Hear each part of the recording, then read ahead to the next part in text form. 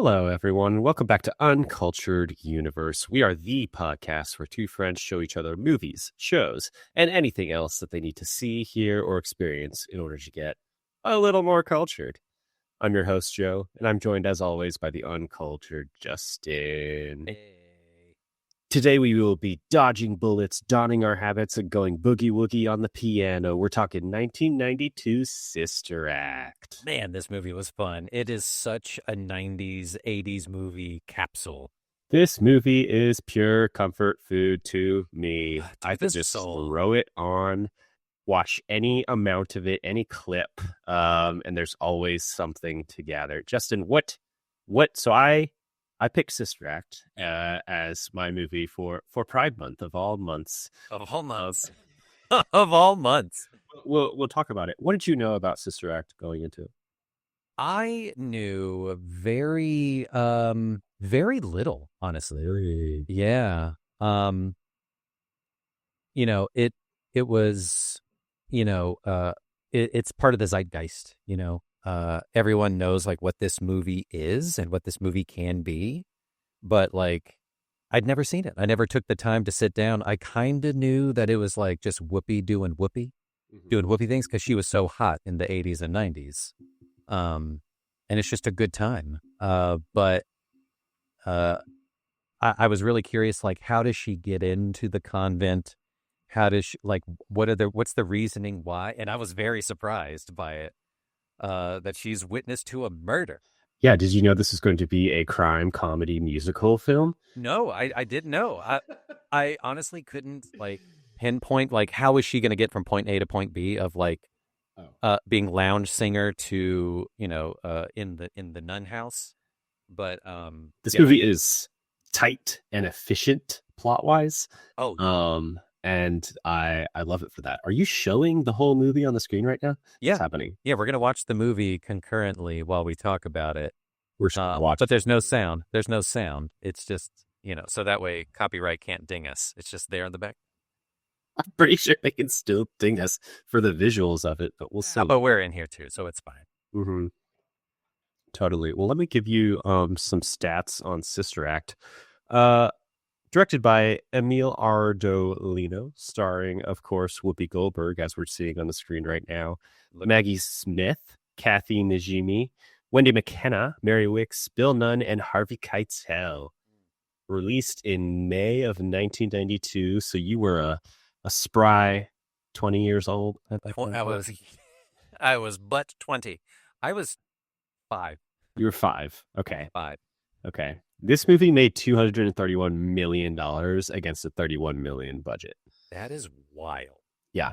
That's insane. Wild that it cost that much, but I guess they have like a lot of like big city scenes. But yeah, this one was a hit.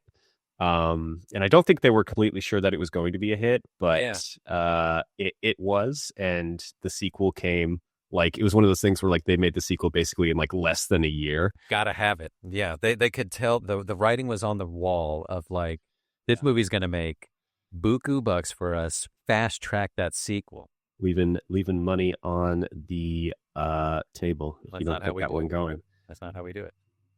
Yeah. So no, Joe. They're leaving money in the collection plate. They're not doing that. They're leaving money in the collection plate, which is classically something you're supposed to take money out of. Right. You look in there and you're like, that's a lot of 20s. I don't think Father Parrish is going to miss one of these 20s. Oh my gosh. Yeah. I mean, there's surely some opportunity to, they really just do like pass that plate up and down and you can just do whatever with it. Although the ushers they're eyeballing you the whole time. They are like staring daggers into any nonconformist. I love it. What is, remind me, what is your background church-wise? Because that's going to be a key part of this conversation here. So I grew up, I remember like mostly in like a non-denominational church. I think I went to a non-denominational like pre-K kind of thing. I remember the toys being really bad. There was so many nativity scenes and things made of carved wood and like scratchy fabric. I was like, these toys are terrible. Yeah, lots of wood and felt is huge in the church. Big time. And I was just like, this isn't for me. So canonically, I'm half Hispanic. So with that, I remember I was baptized in the non-denominational church, but spent some time in the Catholic Church as well when we lived in South Texas for a time. Yeah. Um, we lived right next door to my grandmother's house, my mom's mom. Big time into the Catholic, lots of crucifixes around the house, as per usual. Lots of ritual. Yeah. The rosaries and the things, and like across the street was the church that they went to, and Oh wow. yeah, so I remember doing midnight mass on Christmas time, and that ruining Christmas.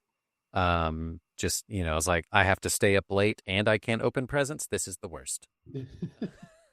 I had to serve at midnight mass. Did you ever do like altar serving and stuff? Yeah. Serve just Serve. No, I never had to do that. I never partook in the services, the servicing, during the service, whatever.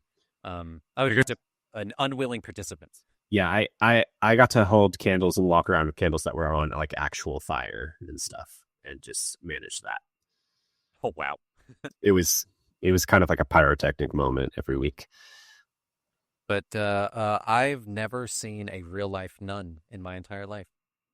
Yeah, they're more scarce than you think they might be. They're definitely more in cities, and there's like definitely different types in terms of like how cloistered they are versus not. So there's nuns that are like basically live in the building and only the building, and they're kind of like behind a wall the whole time. You don't interact with them at all. And then there's Carmelite nuns like the ones in the movie Sister Act that are a little bit more open, a little bit more out in the community, as these nuns eventually do. Yeah. But as we're seeing, this is a movie that starts with Whoopi Goldberg as a lounge singer who, in Reno, Nevada, like so many folks of her generation, probably grew up with nuns as teachers, and that kind of shaped her desperate escape from the direction of the church into the life of sin and craziness that is Reno, Nevada. Yeah, like what a choice. I imagine like on paper they were like, oh, like she's a lounge singer at a casino in Las Vegas. And they're like, whoa. You want us to shoot on location in Las Vegas? Absolutely not. Reno, baby. This is the classic Reno movie. This is Las Vegas light. I do love the tiny bits of comedy in the opening number that they do at the lounge singer, where like it's about 5 seconds of her trying to get the mic off the stand. She's like struggling with it. Physical comedy on Whoopi's part throughout this movie is fantastic. Her face acting, that was one note that I had, is like she's really selling it. The subtle nuances, and I think that is a lost comedic art. Yeah. It's just a delight. She's a delight to watch. Yeah. I mean, we'll get more into the plot, but like one of my main notes on this one is just like how easily Whoopi Goldberg is like the center of this movie, just holding it. Like just bringing the audience along with such like comfort. Like there's such like an ease of presence to her acting in this. And I was thinking like having her and someone like Robin Williams just like banging out movies in the 90s around the same time. Oh, yeah. Like what a time. It was a great time to be alive, Joe. You missed out a lot. And going from 5 years to like Mrs. Doubtfire, like wow. I know. Yeah, you get to watch like Ghost in 1991, this in 1992, the follow-up, the sequel in 1993, and then you also get Jurassic Park, and then you can do Independence Day. Like the early 90s were like chock full of prime cinema. And this is a good case for it. Like you said, this movie has a tight plot, It is very simple, and you get straightforward into it. I think we're like almost 10 minutes into the movie, and we're about to hit the the starting gun of what moves the plot along, which is great. You love to It see it. it blends themes together so well too. Like we're in the opening 10 minutes or so of the movie, and basically someone's about to get straight up murdered with a gun. Did not see that And coming. that happens in kind of the first act, puts her in witness protection program. We end up at the nunnery, the church, where she's placed, and then immediately it becomes a whole other movie where you're growing with and these like new relationships between her and the nuns and caring about that side of things, and it becomes kind of a musical comedy before sandwiching itself again at the end with like Oh yeah. escape rescue caper action bit towards the end. And it shouldn't work, but the ups and downs of that are not very jarring to me because it is Whoopi kind of taking you through that the entire time. Oh yeah. Yeah, it like you said, she's got this homey, down to earth, nostalgic feeling to her that just feels like a cozy cottage. And I don't know what it is exactly. It is a je ne sais quoi that she's got. She's got that magic stuff. Her line delivery, I don't know, it could just be, I don't know, her soft features, the way the timbre of her voice. It's a number of things, but anytime she's on screen, she is enigmatic and charismatic. No one, no one out there is like her. What's your Whoopi Goldberg history? Where you think Whoopi Goldberg? Probably spent the most time consuming the Page Master as Oh my god, I was thinking the Page Master too. yeah. But which is not one of her well known ones. No. But it's you know what, Joe? It's well known in here. When I hear her voice, I see her as that weird little book. Yeah. But other than that, like, and I think we talked about this, my very first movie theater experience was seeing the movie Ghost with my mom when I was 4. That movie is not for 4-year-olds. And, but I also think of her in that role. She's fantastic in that movie. So those are probably the two that I like immediately jump to and probably have consumed the most times. Yeah. Yeah. I mean, of her. Sister Act was huge in my household. Sister Act 2, Back in the Habit, even bigger. We will be talking eventually about the sequel here. But this ties back into classic Murphy family VHS from the library culture. Because we didn't have like TV, so it was a lot of like go to the library. You can get 5 different VHSs each week. Everyone gets to pick out one because there were like 8 million of us kids. And so Sister Act was definitely one that was in common rotation there.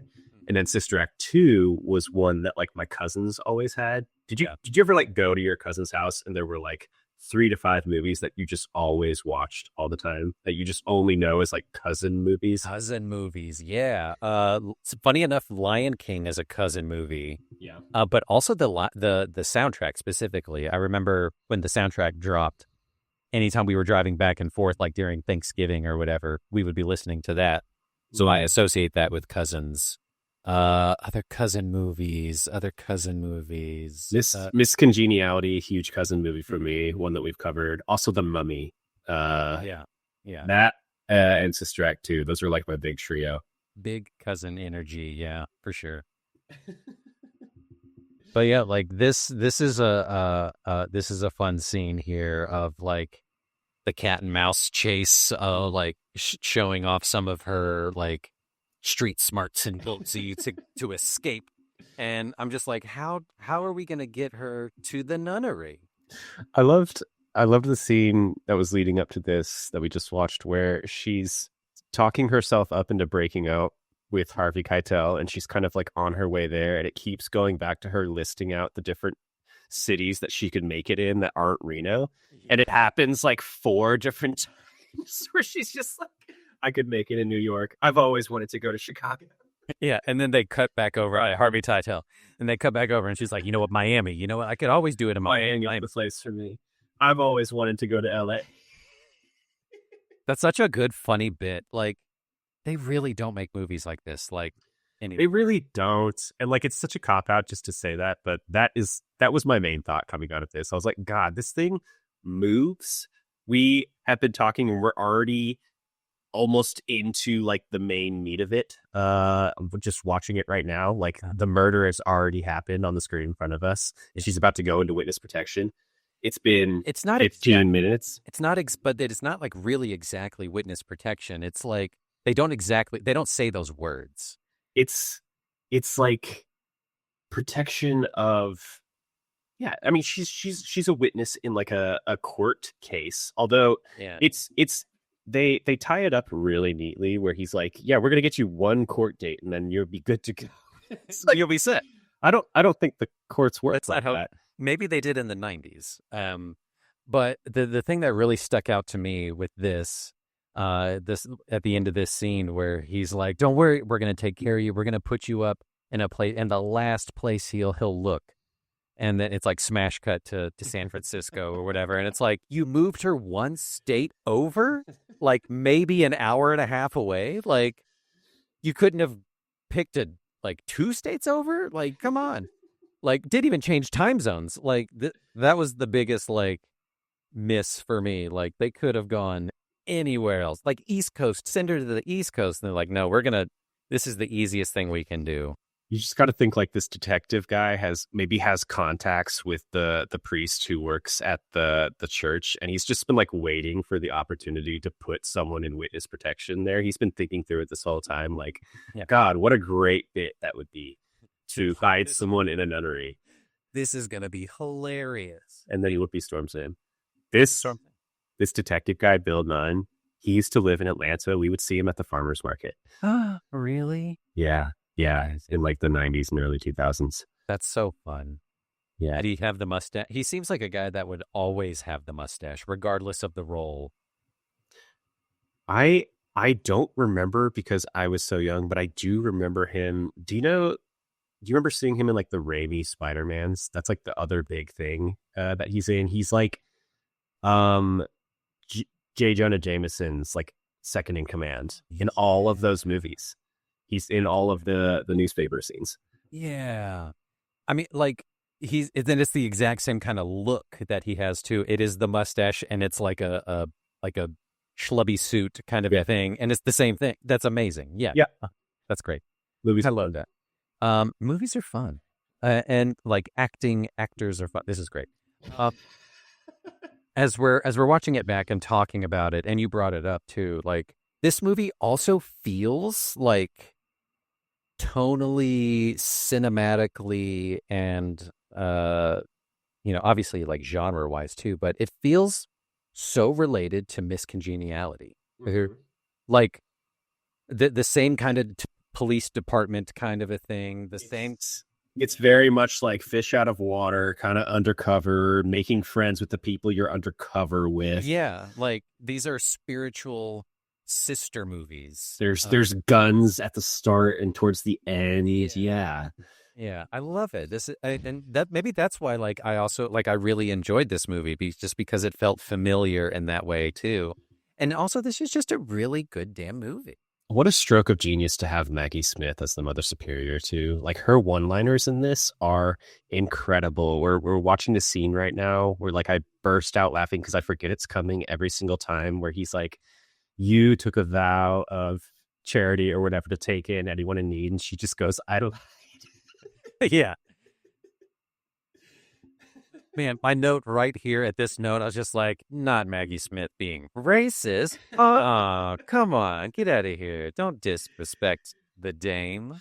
It is an interesting choice to put Whoopi Goldberg into this extremely white convent and have her be kind of inconspicuous there. But I guess the idea is like she should have just been inside the whole entire time and not creating a musical sensation that gets on TV.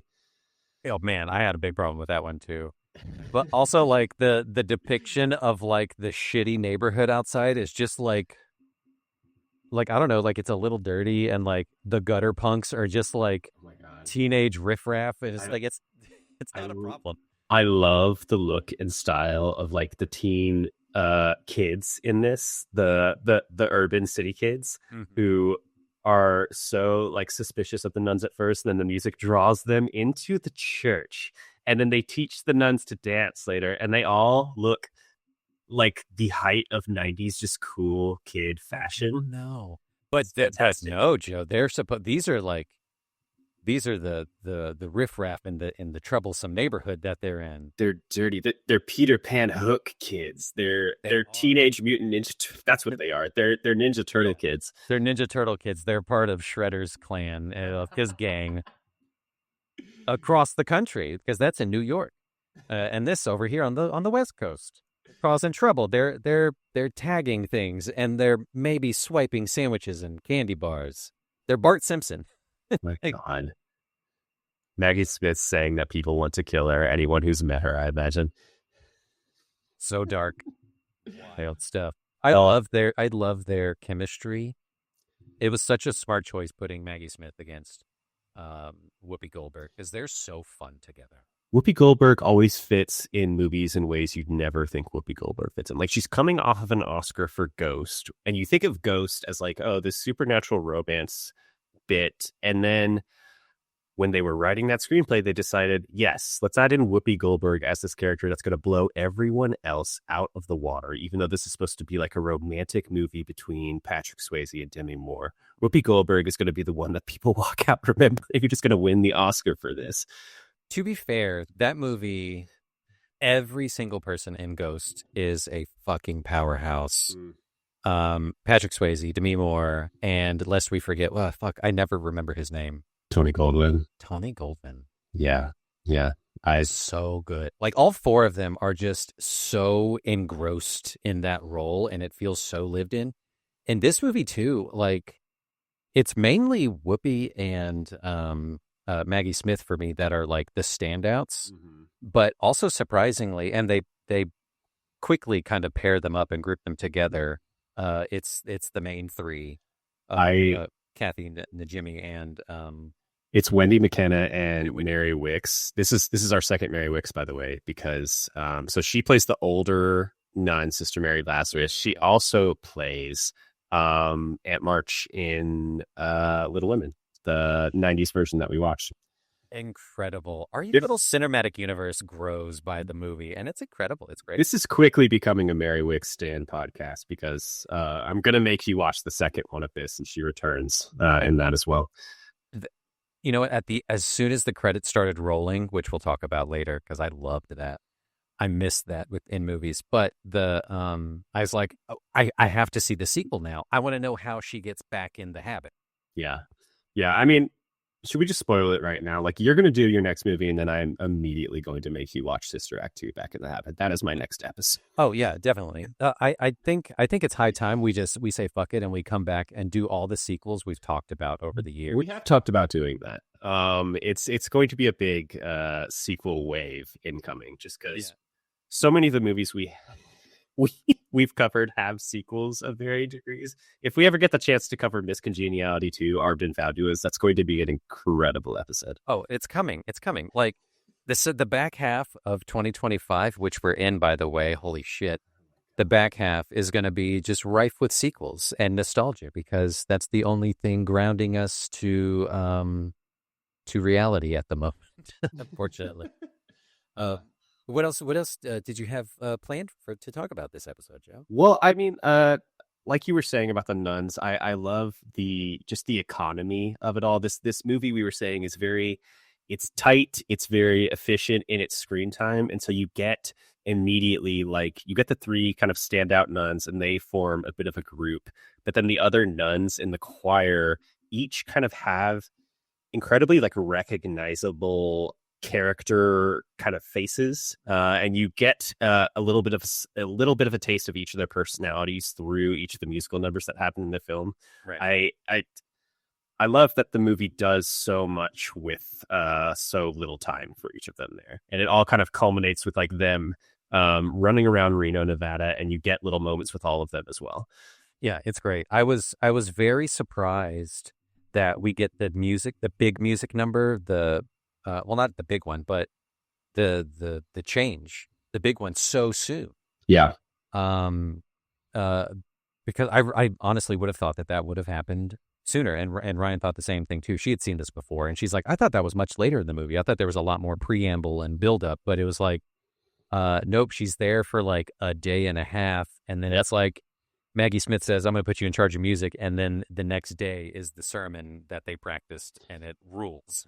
Yeah, it's very much a classic, like, surprise, this is a musical moment in movies. And then there's three. So she joins the choir as part of this, like, witness protection moment. Maggie Smith basically has already had enough of her on day two, like you're saying, makes her join the choir. Sister Mary Lazarus is in charge, but the choir, like, sucks. They have this moment during one of the masses where they sing a version of Hail Holy Queen, and it's one of the things that's, like, always quoted in my family is the one nun singing Hail like a full second and a half too early compared to the other ones, just like saying Hail. And then Sister Alma, the deaf nun, on the piano. Incredible. It is incredible. And so you get this moment of, like, immediate bonding between all of them, where she has, like, a teaching moment in their first choir practice. She singles out Sister Mary Robert, the super shy novice. She's a novitiate or whatever. That's why she's not wearing, like, the full habit and stuff. I was curious about that. Can you speak on that? Why does she get the exemption? She's, like, nun in training. Yeah.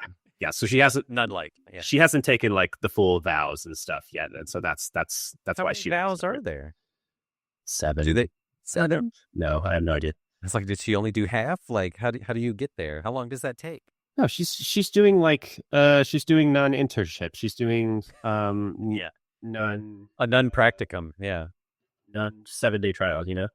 Oh, this is before she does nun max, nun plus, Christ plus. Subscribe to Christ Plus. Christ Nun Max gets you 3 Hail Marys for free. Sign up now. It's basically 3 perfect musical numbers spread across the film. So you obviously have the first Hail Holy Queen number, where she has taken over as leader of the choir, and they perform this, like, very beautiful, very traditional version of Hail Holy Queen. You think, oh, like, that's nice. This she got them to kind of harmonize and sing together finally. And then, of course, it's not over yet. They break it down, like, gospel and boogie woogie style into a version of Hail Holy Queen that is a lot more modern. That, again, it's so it's so fun when, like, it shows the people outside just on this, like, crazy, dirty hellscape of a street outside of this church, being like, wow, they sound amazing. And then people start, like, flocking to the church while they're singing, literally filling out this completely rundown building via the power of song.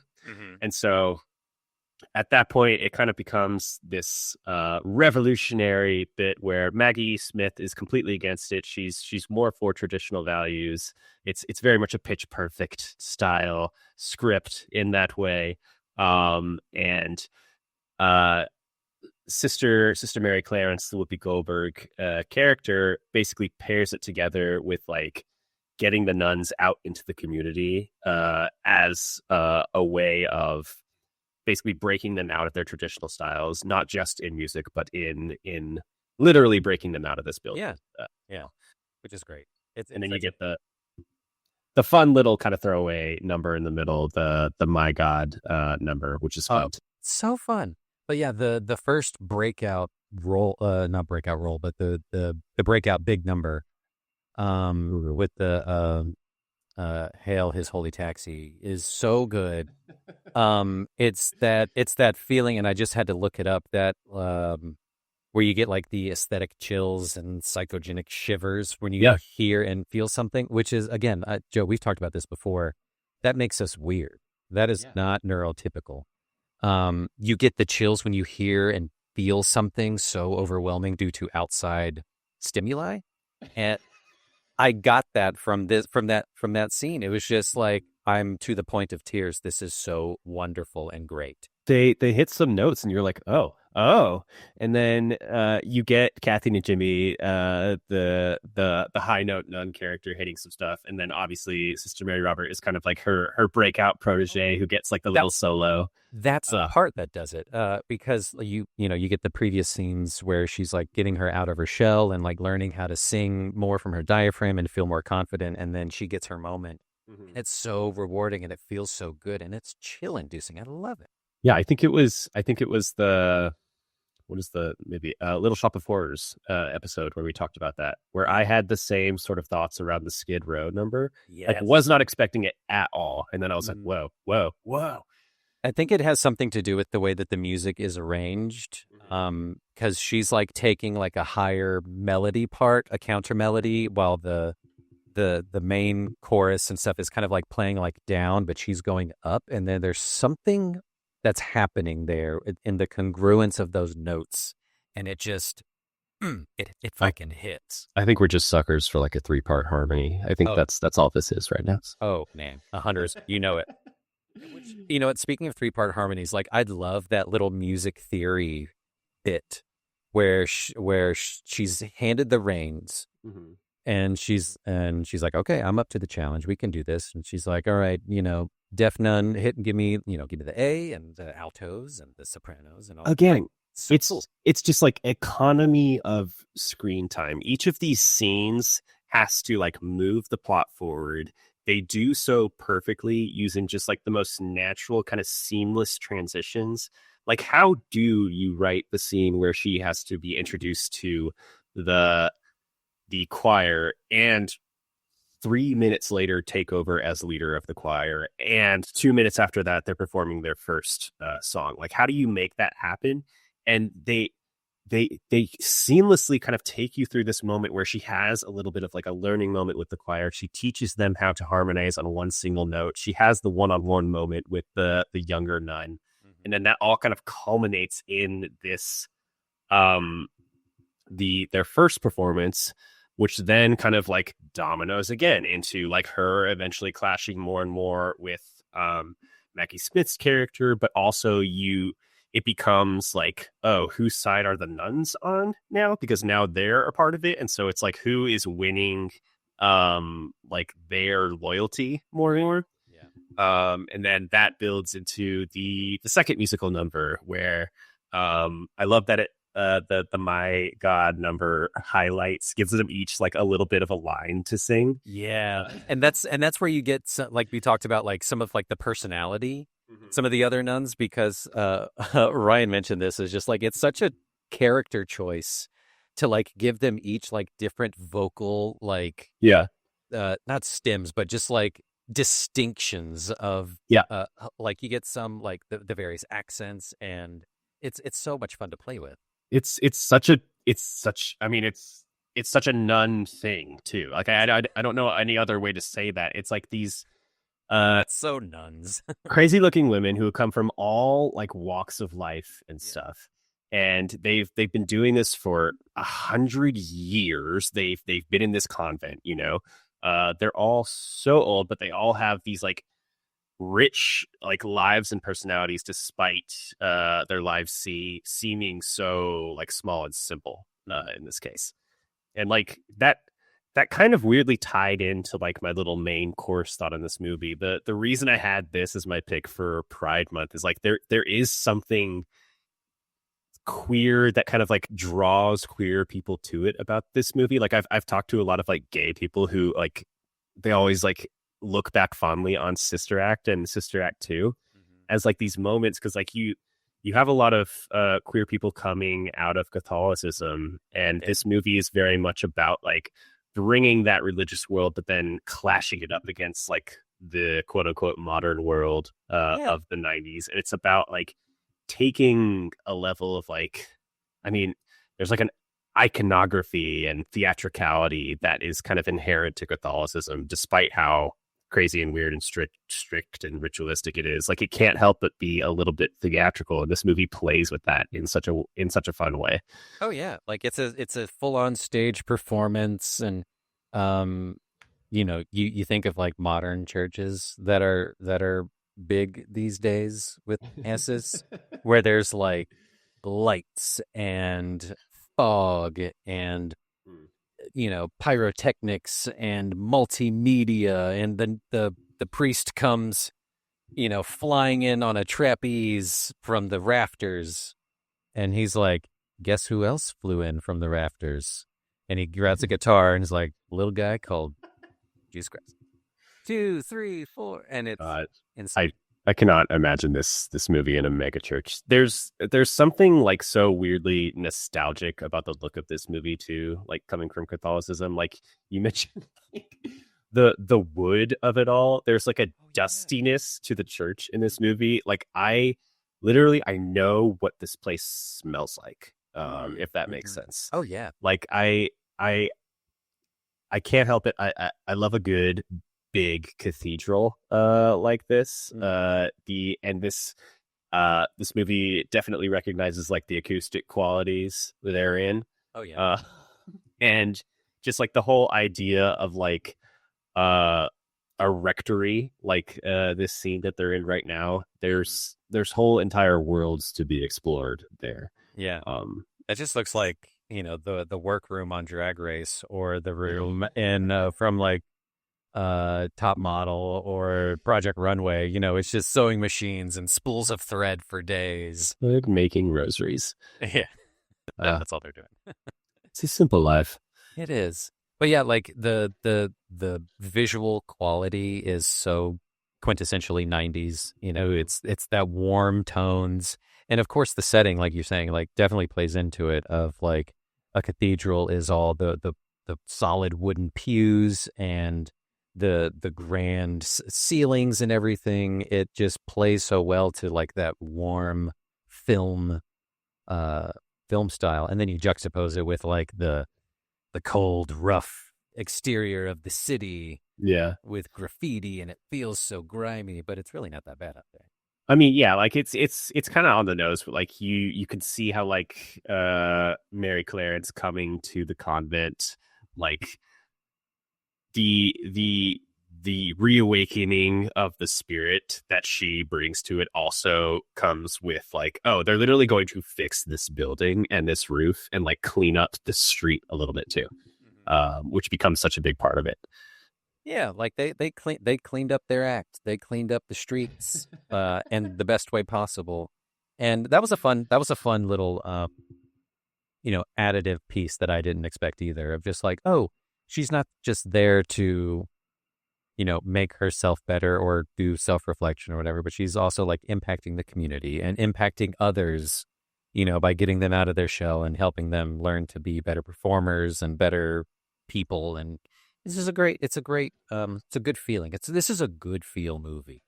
It's a good feel movie. Um, I like that it also culminates in the Pope visit, which is like the single most unbelievable part of this entire movie, that the Pope would randomly decide to visit this church for a performance, and that the it wouldn't be like packed with paparazzi and people outside of that church at the end, even though there are quite a few people in there. They're all like very chill and all looking forward. That church would be an insane madhouse if that happened in real The life. church would be Woodstock 1999 in there. It would be insane. And he would have a mini Pope mobile up there. It would be shrouded in bulletproof glass because it's the Pope. Like you don't just bring the Pope to San Francisco on a whim. Apparently there was an actor working in like the 80s and 90s who plays the Pope in this. He was just like known for just playing the Pope in various movies because he That's looked amazing. so much like Pope John Paul II. And like that's how you make your living. Is that who this is? Is that who this Pope is supposed to be? It's supposed to be Pope JP? Oh, it's amazing. At the time. At first we were thinking like, oh, they're not going to show his face, so that way it can be like any pope. This movie could take place at any point in the 90s. It could be any damn pope that you want. No. uh Very much iconic silhouette in that way. oh yeah, that's right. But you speak of unbelievable parts of this movie. The sure, that one is pretty egregious, of like everyone's being so chill and there wouldn't be like snipers on every rooftop and lockdown. a simple Getting time. getting 40 nuns into one helicopter? Again, Unbelievable. Cannot. an incredible scene. Okay, so we're kind of moving forward a little bit here, but Harvey Keitel realizes that Whoopi Goldberg is hiding out in the nunnery, goes and kidnaps her. And so Maggie Smith and the nuns go and try to rescue her. They have to figure out, again, you have to figure out, how do we get these nuns from San Francisco to Reno? One scene where they guilt trip a helicopter guy with like the threat of hell, basically. Hardcore. Like, man. It's incredible. Maggie Smith is so good. And like I love the scenes that she and Whoopi have where Whoopi is like they're like slowly becoming friends, and she's like, "You're a formidable woman." It's part of this, and you could tell it's like, yes, she has this like worldly quality about her despite being this like cloistered nun. And she has like a level of street smarts that she reveals over the course of the movie when they get to Reno, and she's like, all right, spread out, blend in, let's do this. Oh yeah, like I want the prequel of Maggie Smith's character. Sister Act origins, yes. Oh, yes. Oh, that would be so good. There's so many little moments in this movie, like when they realize the Pope is coming, and they're like, oh wait, it's one of the moments when they're all like celebrating, and the nuns are like, oh, it's better than springtime, it's better than ice cream, whatever, and Whoopi's like, it's better than sex. And then or so I've heard. So funny. That's hilarious. Yeah, I love those little in jokes of her like being the outsider, kind of like barely keeping it together, keeping her guys up. Very, very fun. It's classic. It really is like Miss Congeniality in so many ways that I haven't realized. I can't stop thinking about that now that you've said that, because it is like she's showing up in this world kind of fish out of water, but it's her who teaches them, how to really live life and how to have a good time. And she was totally going to sacrifice herself for the other nuns, like the friends that she made along the way towards the bad guy at the end. It's really sweet. It's really sweet. You love to see it. I love this scene where she sneaks out to go to the bar across the street. It's insane. Like, she knows what she looks like. She should know the kind of... Don't they have changes of clothes? Like, couldn't she, like, outfit it to look like anything else? Just more and more nuns coming into this biker bar, and everyone just getting more and more flabbergasted. Yeah. Yeah, I love the record scratch moment of everyone just like, holy shit, it's a nun. Like, incredible. But also, like, it's quintessential 90s biker bar. Like, it looks the same as the bar that you see in, which we haven't watched yet. We'll come back to it. But Pee-wee's Big Adventure, Terminator, yeah. Terminator, like, it's the same bar. And there's like one Hollywood bar they use for all of these. Oh, yeah. It's like, oh, we're shooting a bar scene. Take it up to Lloyd's, boys. Heading up there. And then, I was surprised. She orders a Coke at the bar. I was waiting for, she was going to line up shots and do it. She is in a habit. Yeah. But man, those were the days in the 90s where you could order a soda at the bar and it's free. Fantastic.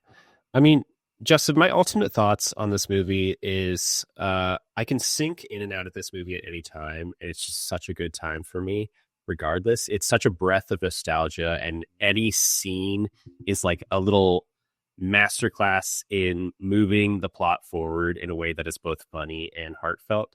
And ultimately, like, I had a note. This is a movie about women acting and slaying, and the gays are going to show up for that no matter what. And so that is my contribution to Pride Month this month for Sister Act. What are your kind of closing thoughts here as your first time watching Sister Act? What are you taking away from it? I'm definitely like digging into the hominess of it, and like, truth be told, I have been living in my feels of nostalgia lately. And of course it's a trauma response. It is. Of course. Happy Pride. Happy Pride, y'all. Like, I've been playing Mario 64 yearning for simpler times. And I think part of it too, this is a slight tangent, but I swear it ties back.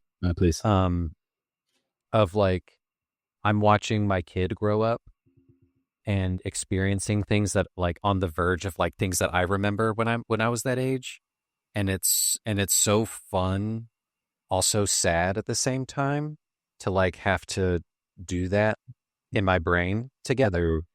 So and then of course just the state of the world and the economy of it all, where I'm just like, oh, I need to retreat back to where anxiety and fears weren't so high. Where do I go? I go straight to the 90s. The video games, the soundtracks, the sounds, the TV shows, the movies and things like that. So this movie was so like perfectly timed to like fit in with that journey that I'm on, question mark, of just like, oh, this, because like we talked about, this feels like those other movies we've watched before. This feels like other movies I grew up watching.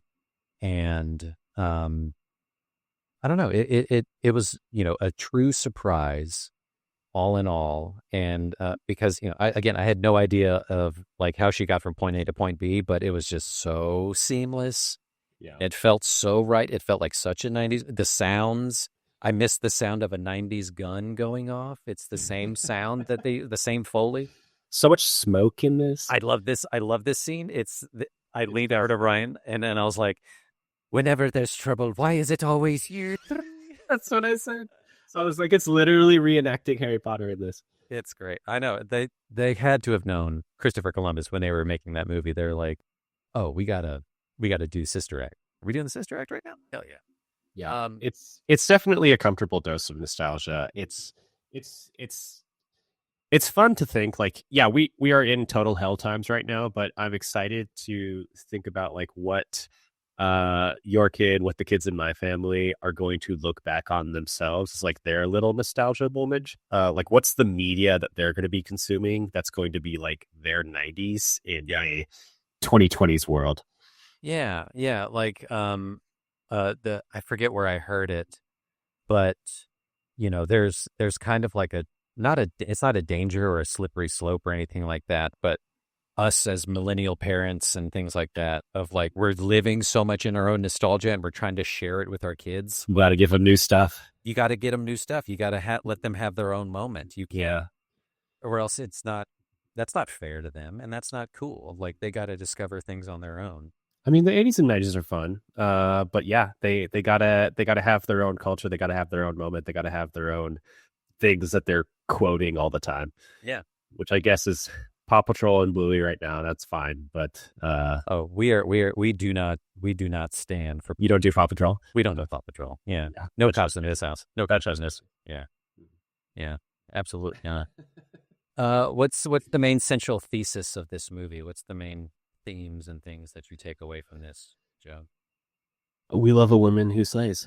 Ultimately, at the end of the day, I think the theme that I come to with this movie, it's very basic, but it's about like just the universality of music, and how there's immediate parallels that the movie strikes between like the music that she's singing at the beginning of the film as this lounge singer in Reno becomes the music that she sings with the nuns, albeit in like a kind of a more church friendly fashion. But if you listen, they're kind of singing the same songs. It's like these girl group songs from the 60s and stuff. And so it's about how like music as a way of as a device for connection and community and expression. It's used the same in Reno. It's used the same in the church, because it's about the individuals involved, not necessarily the setting. Yeah, yeah. I picked up on that too. I was like, oh, okay, yeah. It feels the same era. The songs that she was singing at the beginning, and the songs that she's injecting into their performances. I loved that touch. And again, that was quintessentially 90s, right? Most of those, I think of like My Best Friend's Wedding, and there's a couple others, like Four Weddings and a Funeral or whatever. But like those movies that like rely heavily on music from the 60s.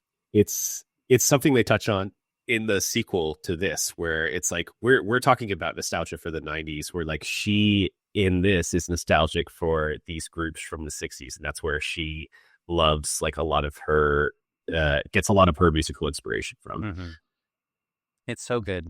Um, but yeah, a thought that I had throughout the whole movie is like, man, you really, I would hate to see a remake of this, like a reboot, Mhm. because you couldn't do it. It would not feel the same. It would look too clear. Does that make sense? There's a certain VHS like fuzziness to this movie that I think is crucial. It's film grain. It's the film grain, Yeah, of film cameras, like, and it makes it feel lived in and that warmth that we talked about. Like you don't get that from digital cameras. You can fake it, but it looks fake as shit. I think if you want a more modern version of this, I thought about School of Rock, which comes kind of like 10 or 15 years later, which is this sort of like taking this group of people and bringing the music out of them, but like Right. Yeah. filmed in its very own style, filmed in a much more modern style, much more like modern attitude.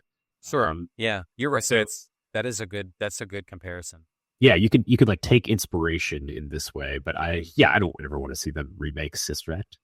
Like we looked it up. Like I was like, was there a third one that was going to be coming out soon or anything like that? And it's like, well, they were talking about it, but I think they tabled it.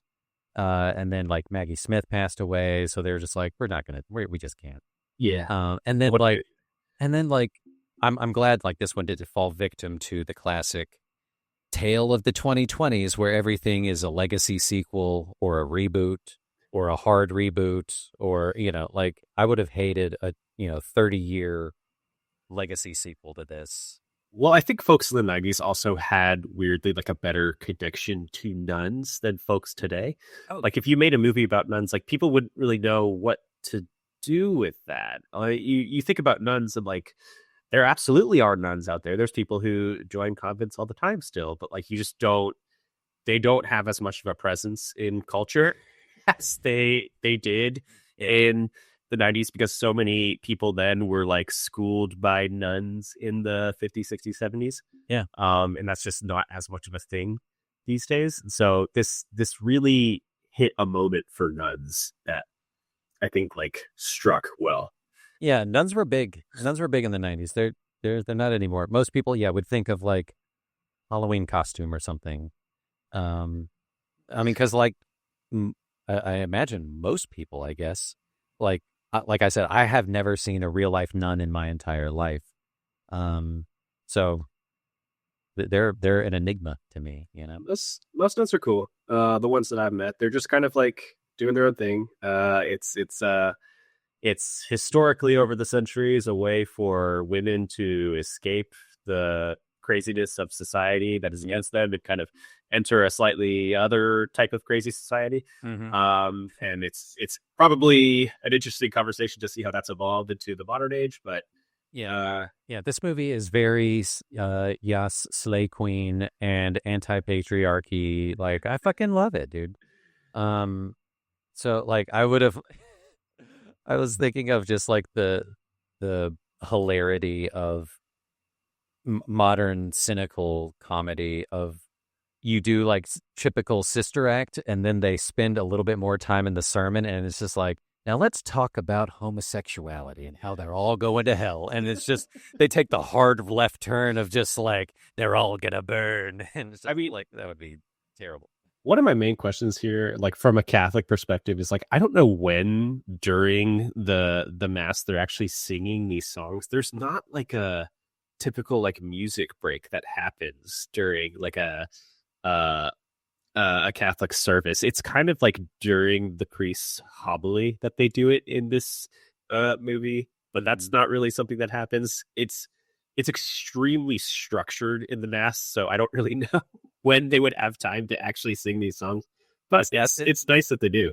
Is that is that like the third unbelievable part of this movie of just That is. Yeah. they wouldn't just be singing this song willy-nilly. Yeah, they wouldn't. I mean, it maybe like before or after the mask, but like there's not like a music break within the mass itself. Yeah.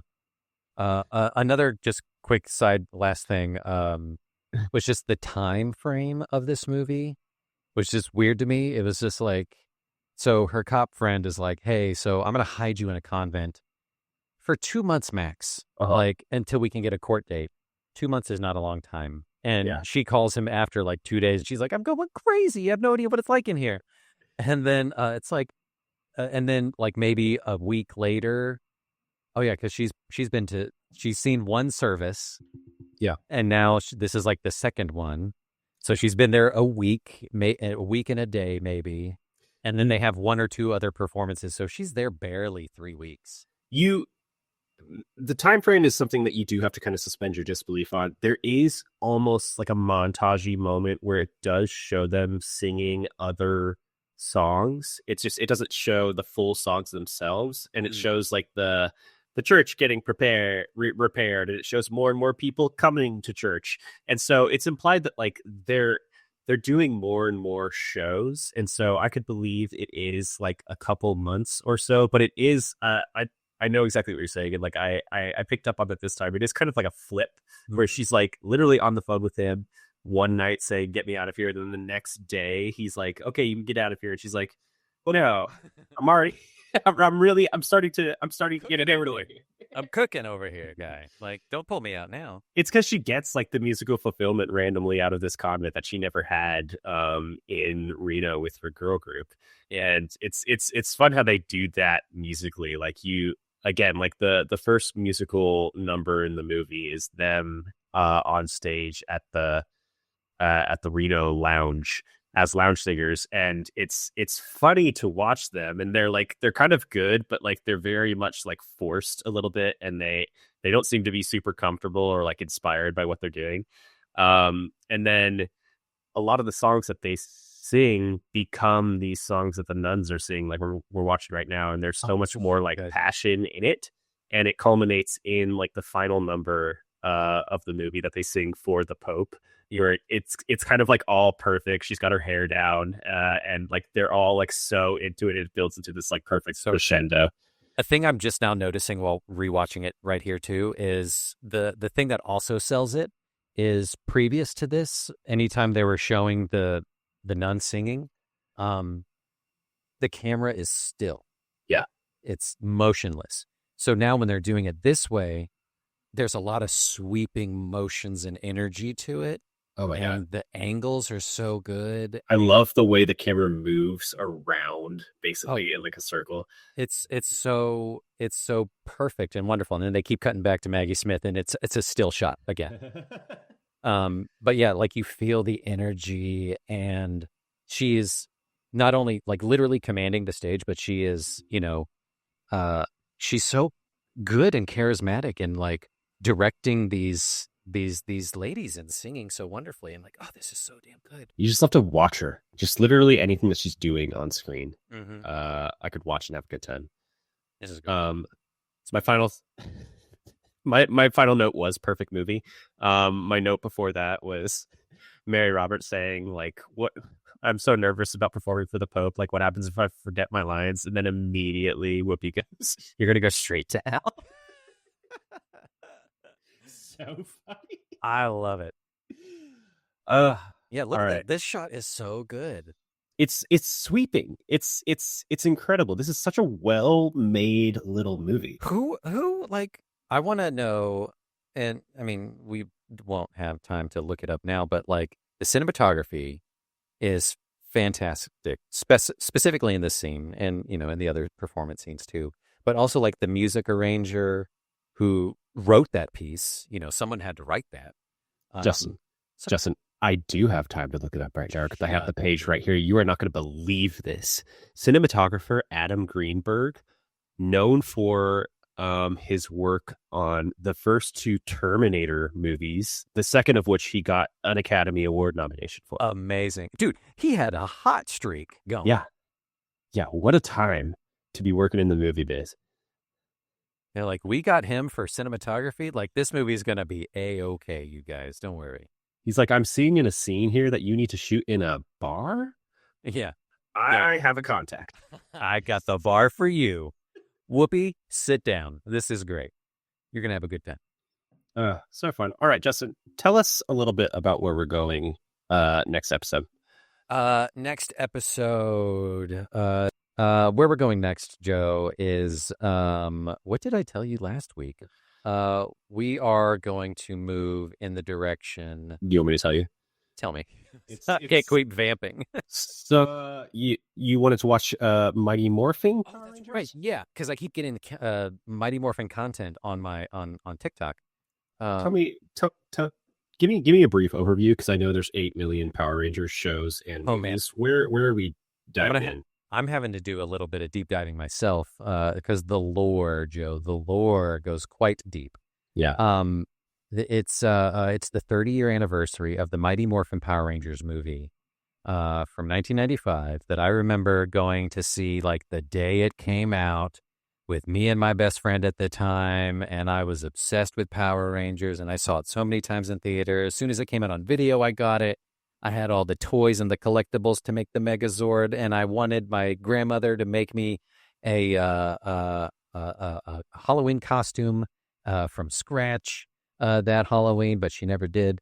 So sad. But I fucking loved the Power Rangers growing up. That must have been like releasing crack into the streets, like, like just setting the Power Rangers loose around among the American child population. It was reckless. It was definitely reckless. Incredible. But they knew what they were doing. So we'll talk about that, the Power Rangers of it all, and the sweeping of the leg power that it had over the nation. Of kids playing karate ninja warrior, at recess. I know much about the world adjacent to Power Rangers. I know the vague outlines of a lot of things. I never really watched any of the movies or shows, so I am excited to dive in here. This is gonna be great and figure out which Power Ranger each of us are.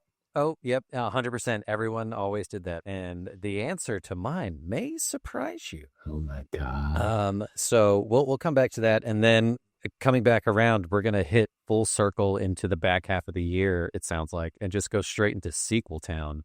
Yeah. And starting with Sister Act 2, and then we'll dovetail into Miss Congeniality 2, Teenage Mutant Ninja Turtles 2, like all this kind of stuff. Yeah, you're not ready for Sister Act 2. I want to know, like, that was the main burning question I had, is like, how does she get back in the habit? And I can't wait to find out. All right, y'all. Well, thank you for following along. That was Sister Act. Please go watch and have a good time if you want to beat this heat. Yep, sing along and put your, donate to your local Catholic church if you can, I guess, if you're into that sort of thing. Otherwise, go Whoopi go. Catch us on all this social, on just the main social at Uncultured Universe, mainly on TikTok is where we're at. Are we really? Yeah. Do we get a lot of hits on TikTok? Yeah, we do, actually, surprisingly. And YouTube, Uncultured Universe. Check us out there, and we'll catch you guys later. Bye. Bye.